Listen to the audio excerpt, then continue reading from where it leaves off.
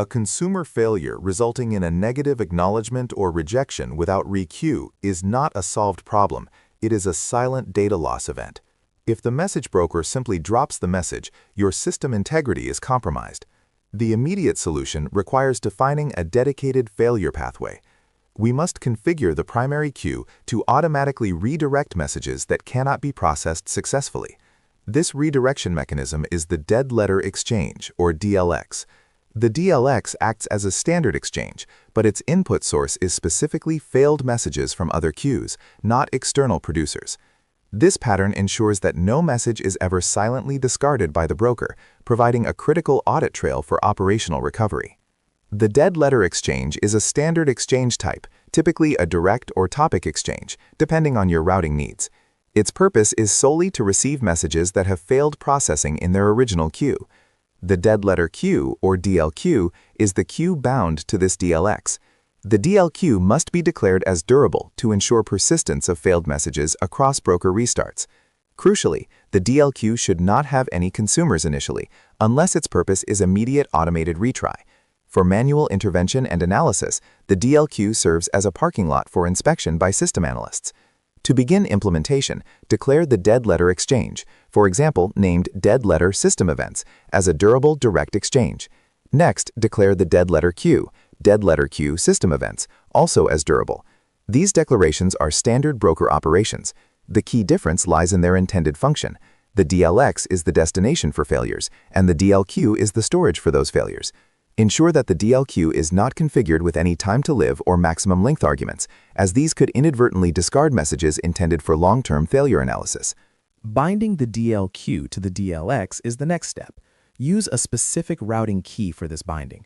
If you want all failed messages from multiple primary queues to land in the same DLQ, use a consistent routing key, perhaps failure route. Alternatively, you can use the original routing key of the failed message.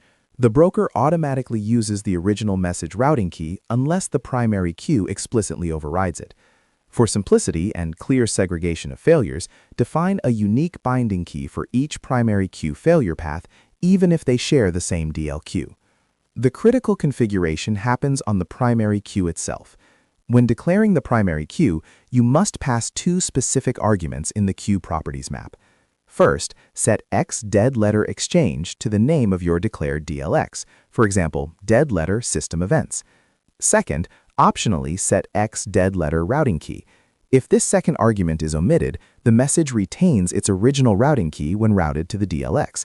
If specified, this new key overrides the original key, allowing for fine-grained routing of failures within the DLX topology. These arguments must be present at the time of queue declaration. They cannot be modified dynamically. A message is routed to the DLX under three specific conditions. First, if the consumer sends a negative acknowledgement to the broker and the re-queue flag is set to false. Second, if the message expires due to a time-to-live setting on the message itself or the queue. Third, if the queue reaches its maximum length limit and the message is dropped to make space for new incoming messages. In all three cases, the broker automatically adds the XDEath header to the message before routing it to the DLX. This header contains crucial metadata, including the reason for dead lettering, the original queue name, and the time of failure. The strategy for consuming the DLQ depends on the failure type. For transient failures, an automated retry consumer is appropriate. This consumer reads the message, inspects the XDEath header for the retry count, and attempts reprocessing.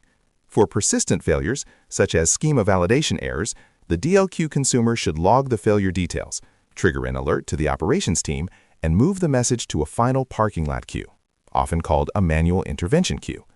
Never attempt to automatically re-queue a message that has failed multiple times without human review, as this risks creating a resource-consuming poison message loop. Poison messages are those that consistently fail processing, leading to an infinite loop between the primary queue and the DLQ, if not handled correctly. To prevent this, the DLQ consumer must inspect the XDEath header. This header is an array, and its length indicates the number of times the message has been dead lettered. Implement a strict threshold, typically 3 to 5 attempts. If the XDEath count exceeds this threshold, the consumer must route the message to a dedicated quarantine queue, ensuring it is permanently removed from the automated retry cycle. This quarantine queue requires manual inspection and resolution by a system analyst. Operationalizing the DLX pattern requires continuous monitoring of the DLQ depth. A sudden increase in the DLQ message count indicates a systemic failure in the primary processing logic or an external dependency outage.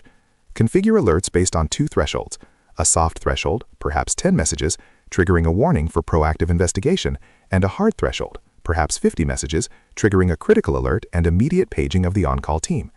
Monitoring the rate of dead lettering is equally important. A high rate suggests a widespread issue, while a low, steady rate might indicate isolated poison messages. You can leverage the DLX mechanism to implement a simple, effective delayed retry system. Instead of consuming the DLQ immediately, configure the DLQ itself with a time-to-live argument, for example, 5 minutes. When a message lands in this DLQ, it sits there for 5 minutes. After expiration, because the DLQ is configured with its own dead letter arguments pointing back to the original primary exchange, the message is automatically re-injected into the system. This creates a self-healing delay loop. Ensure the message is only re-injected if the X death count is below the poison message threshold, preventing indefinite retries.